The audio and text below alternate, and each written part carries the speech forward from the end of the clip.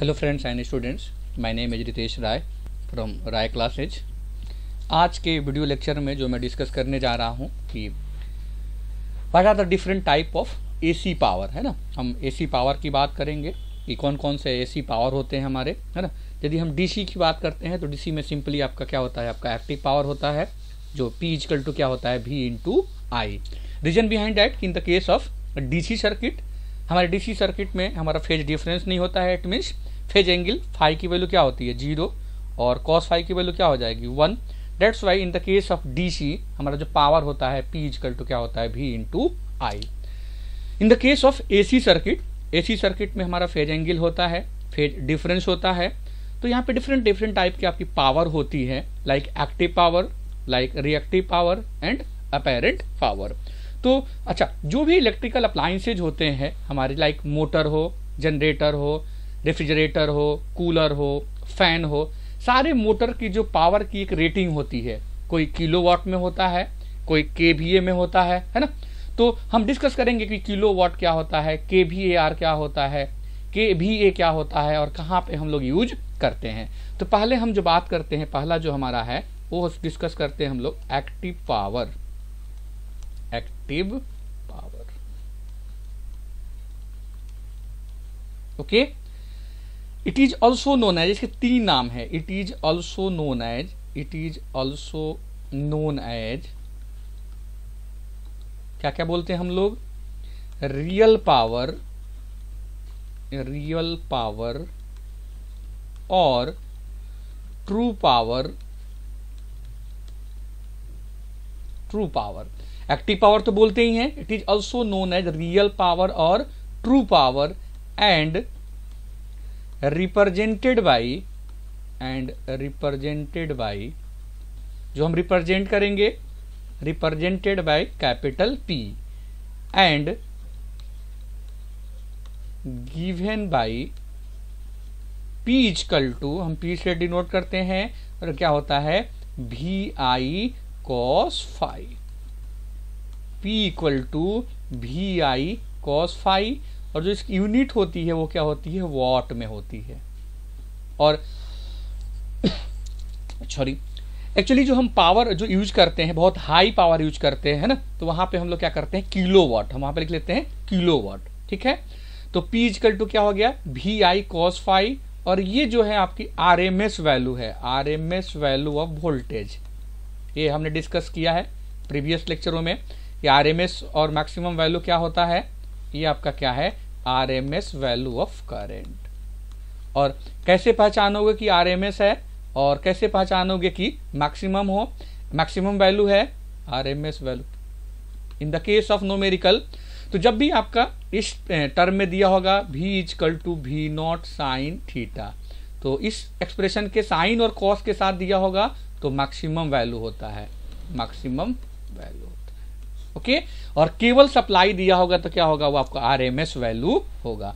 तो active power क्या हो गया आपका, P equal to VI into cos phi. ये सिंगल फेज के लिए होता है, सिंगल फेज के लिए, सिंगल फेज के लिए। और in the case of three phase P equal to होता है √3 VL IL cos phi. In the case of three phase, three phase unit भी वॉट हो जाएगी, किस लिए फॉर्मूला है, थ्री फेज के लिए, इन the case of three phase. और VL IL क्या होता है, ये लाइन वोल्टेज होता है। अभी कमिंग लेक्चर में डिस्कस करूंगा कि लाइन वोल्टेज क्या होगा और फेज वोल्टेज, और ये क्या होता है, लाइन करंट होता है, ओके। और सिमिलरली यदि मैं फेज के टर्म में लिखूं तो P इक्वल टू हो जाएगा आपका 3 VP into IP cos phi. Three phase के केस में ही है ना, थ्री फेज के केस में ये पावर है आपका, थ्री फेज पावर है, three phase AC power, okay. जहां VP क्या हो गया आपका, phase voltage, the voltage between any single phase and neutral is known as phase voltage. Similarly ये क्या हो गया, फेज करंट। और लाइन वोल्टेज क्या होता है, the voltage between any two phase, दो फेज के बीच का वोल्टेज को हम लाइन वोल्टेज बोलते हैं, और एक सिंगल फेज एंड न्यूट्रल के बीच को हम लोग क्या बोलते हैं, फेज वोल्टेज बोलते हैं। ओके, तो ये तो हो गया एक्टिव पावर, है ना। तो जो पावर जो हमारा एक्टिव पावर जो होता है P, एक्टिव पावर से रिप्रेजेंट करते हैं एक्टिव पावर। तो जो यूजफुल पावर होता है, यूजफुल पावर होता है, जो यूज होता है, यूजफुल पावर, जो पावर लोड के क्रॉस कंज्यूम होता है ना, जो पावर कंज्यूम होता है, जो पावर ड्रॉन होता है या डिलीवर होता है, वो कौन सा पावर होता है आपका, एक्टिव पावर होता है। लाइक जैसे मान लो कि हमारा कोई मोटर है ना, हम मान लें कि एक मोटर है हमारा, ये मोटर हो गया, 3 फेज मोटर। ओके, तो अंडरस्टूड है कि जब मोटर है तो 3 फेज सप्लाई होगा इसका, है ना। मान लीजिए हमने R मान लिया, Y मान लिया और B मान लिया, और ये इसका रोटर हो गया, ये वाला पार्ट जो हो गया क्या हो गया आपका, रोटर हो गया। तो जो एक्चुअल में रोटेट करता है ना, जिस जो हम सप्लाई दिए, जिस पावर से हमारा क्या हो जाएगा, रोटर रोटेट होगा, मतलब जो यहाँ पे पावर कंज्यूम होगा, जो पावर कंज्यूम होगा रोटर को रोटेट करने के लिए, वही पावर जो होता है हमारा क्या होता है, एक्टिव पावर। ओके, और इसको हम लोग वॉट में भी यूनिट करते हैं, और यदि इसको हम KW भी बोलते हैं, किलो वॉट, है ना। इस एक्टिव पावर को हम लोग KW किलो वॉट से भी रिप्रेजेंट। तो जब भी किलो वॉट की बात होगा वो एक्टिव पावर होगा, वही रियल पावर होगा, वही यूजफुल पावर होगा, वही ट्रू पावर होगा, है ना। तो एक्चुअल में जो पावर कंज्यूम होता है, जो पावर यूज होता है, उसको क्या बोलते हैं हम लोग, एक्टिव पावर बोलते हैं। Next one is reactive power. Reactive power, it is also known as volt ampere reactive, volt ampere reactive। यदि बहुत हाई की बात करेंगे तो kilo volt ampere, short form में इसको लिखते हैं VAR, वोल्ट। तो VAR कभी कभी क्या होता है कि पावर नहीं पूछा जाएगा, आपसे पूछा जाएगा कि define kilo watt, VAR, KVAR and KVA, है ना। जिसका मतलब किलोवाट मतलब एक्टिव, KVAR मतलब रिएक्टिव, और KVA मतलब क्या हो गया, apparent power. It is also known as volt ampere reactive and represented by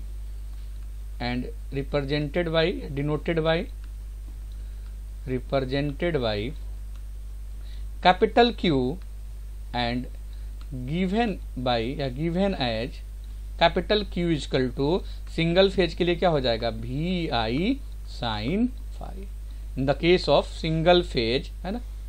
और इसकी जो यूनिट हो जाएगी हमारी क्या हो जाएगी, वोल्ट एम्पियर रिएक्टिव। किस केस के लिए है, सिंगल फेज के लिए। यदि मैं 3 फेज के लिए बात करूं तो लाइन के टर्म में क्या हो जाएगा, Q equal to √3 VL IL sin phi। Okay, और यदि मैं फेज की टर्म में बात करूं, है ना, ये यूनिट वही होगा वोल्ट एम्पियर रिएक्टिव। और मैं फेज के टर्म में बात करूं तो Q इक्वल टू क्या हो जाएगा, 3 VP IP sin phi। तो ये तो 3 फेज के लिए, ये दोनों पावर जो हमारा किसके लिए है, 3 फेज के लिए, है ना। नेक्स्ट वन इज, तो ये यूजफुल नहीं होता है, ये हमारा क्या होता है, वेस्टेज पावर होता है ना। ये यदि हम बात करते हैं KVAR का, है ना, तो ये क्या होता है कि हमारा useless power is the power only flow between source to the load. ये भी बोलते हैं इसको कि यूजलेस पावर जो हमारा रिएक्टिव पावर है, it is a power which is useless, और कहां से कहां, useless power only flow between source to load. Okay, ये पावर क्या होता है, रिएक्टिव पावर होता है। Okay, next one is apparent power.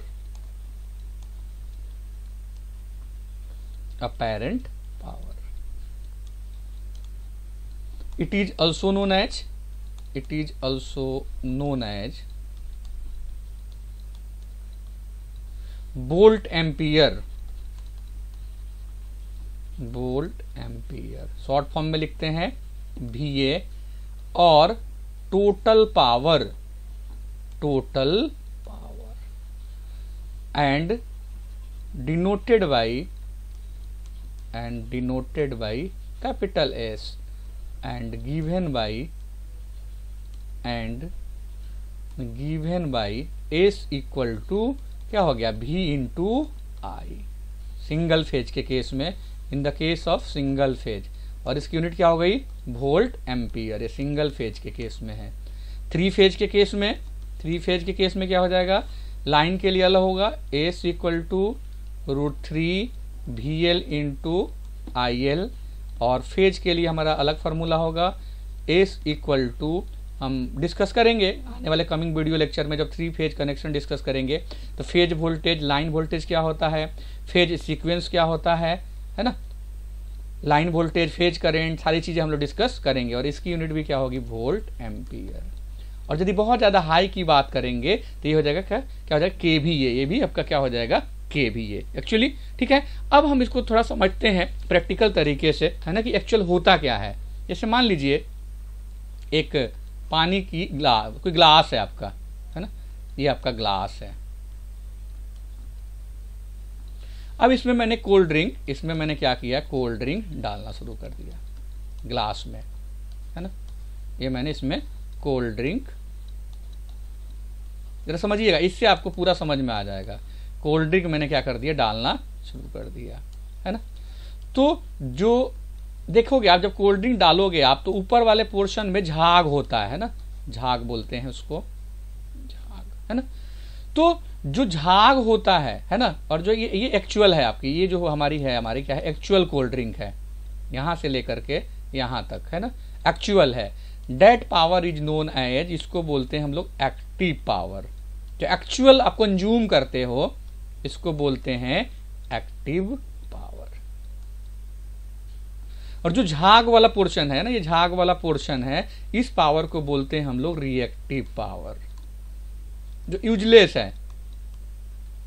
ठीक है, और इन दोनों का जो रिजल्टेंट हो गया है ना, ये पूरा जो रिजल्टेंट हो गया, उसको बोलते हैं हम लोग अपैरेंट पावर, इसको बोलते हैं हम लोग अपैरेंट पावर। ठीक है, तो जो एक्चुअल पावर कंज्यूम होता है, जो एक्चुअल कोल्ड ड्रिंक आप पीते हो, दैट इज एक्टिव। जो झाग होता है वो क्या हो गया, रिएक्टिव। और इन दोनों का जो कॉम्बिनेशन है, that power is known as apparent power. Okay, अब आते हैं हम कि जरा कभी कभी आता है कि power, AC power in terms of triangle, power in terms of triangle.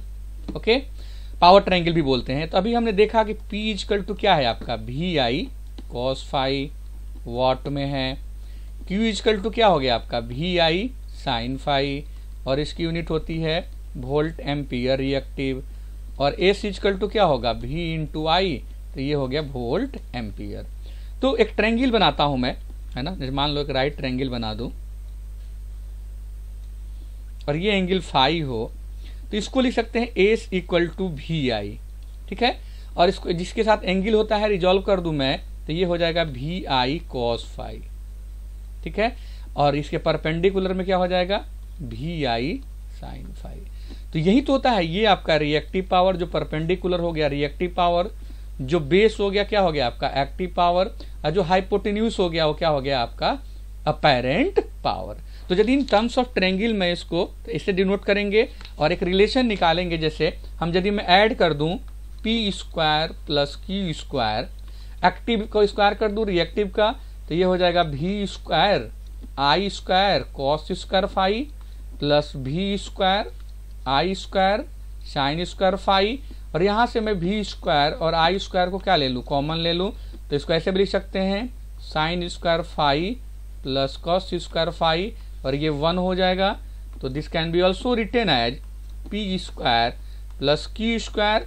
और ये क्या हो गया, यही तो अपैरेंट पावर है, तो मैं इसको पहले लिख लूँ S square equal to P square plus Q square. और यहाँ से क्या आ जाएगा, एस इक्वल टू लिख सकते हैं हम लोग √p² plus q²। It means active power और रिएक्टिव पावर की स्क्वायर करके ऐड करके रूट ले लूं मैं, तो हमारा क्या होता है, आपका ये अपैरेंट पावर। तो जो रिएक्टिव पावर है, और फिर से दूसरे तरीके से समझाता हूं मैं आपको कि रिएक्टिव पावर थोड़ा सा और समझते हैं हम लोग। मान लीजिए हमारे पास मोटर है ना, 3 फेज मोटर है, 3 फेज मोटर। ये इसका रोटर होगा, मान लीजिए यहाँ रोटर लगा है ना, जो एक्चुअल में घूमता है, ये रोटर हो गया, रोटर। 3 फेज सप्लाई दे दिया मैंने इस पे, R, Y एंड B, ठीक है। तो जो मोटर हमारा एक्चुअल में जो क्वाइल होती है मोटर की, है ना, मोटर की जो क्वाइल है उसमें हम लोग क्या करते हैं, इंडक्टर यूज करते हैं। और हमारा पर्पज क्या होता है कि हमारा करंट क्या हो, आपका इंड्यूस हो उस क्वाइल में, है ना। तो वहां से हम लोग मैग्नेट, उस क्वाइल के हेल्प से हम लोग क्या करते हैं, मैग्नेट बनाते हैं, ठीक है। और वही जो रोटर को हमारा रोटेट कराता है ना, वो क्या होता है हमारा, यही होता है रिएक्टिव पावर। तो शुरुआत में तो रोटेट कुछ पावर पहले से मतलब देते हैं, उसी को बोलते हैं हम लोग क्या करते हैं, उसी को बोलते हैं लोग क्या बोलते हैं हम लोग, रिएक्टिव पावर। तो होता तो ये यूजलेस पावर होता है ना, यूजलेस पावर तो होता है, लेकिन कभी कभी ये स्टार्ट करने के लिए शुरुआत में वो क्या करते हैं, हम इसको यूज करते हैं आपको, ठीक है। That power is known as reactive power, ठीक है। तो आज के वीडियो लेक्चर में हमने बहुत ही इंपॉर्टेंट टॉपिक डिस्कस किया, active power, reactive power and apparent power. मेरे चैनल को, राय क्लासेज को आप सब्सक्राइब करिए, है ना, सब्सक्राइब करिए।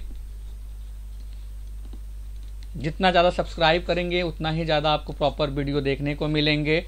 लाइक करिए एंड सब्सक्राइब करिए, सो डैट कि आपको और भी जो कमिंग वीडियो प्रॉपर देख सकें। Okay, thank you.